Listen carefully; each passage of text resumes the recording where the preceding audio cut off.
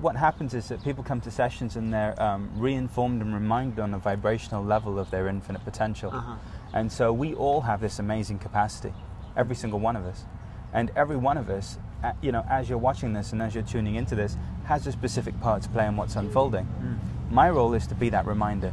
Well, how do you communicate the energy? How do you do that? What's the technique? Typically, there's no technique, really. Ultimately, the evolution of every technique is going to be no technique. Okay.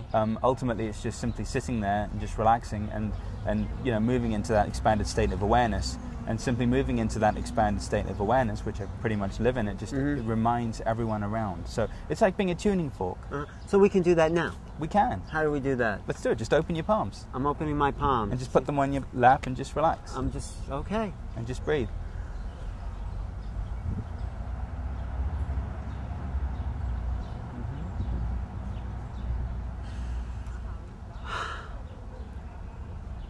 Are you doing something? I mean, I'm just curious, as we're doing this, to go through the steps that you take internally to... Well, I don't have any steps, you see. Ultimately, you see, what happens is you come into the fullness of who you are. So for me, I just relax into myself. And then through that, then you begin to move into that state of remembrance. I feel it. It feels nice. Yeah.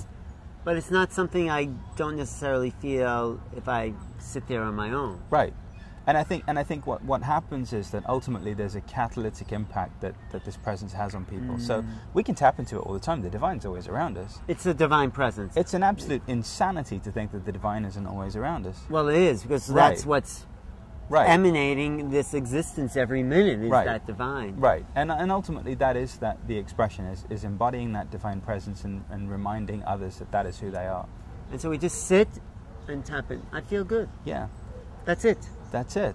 That's it. Don't Very people simple. fall over and have Kundalini experience? People do fall over. People have all of those things as well. But ultimately, it's very simple.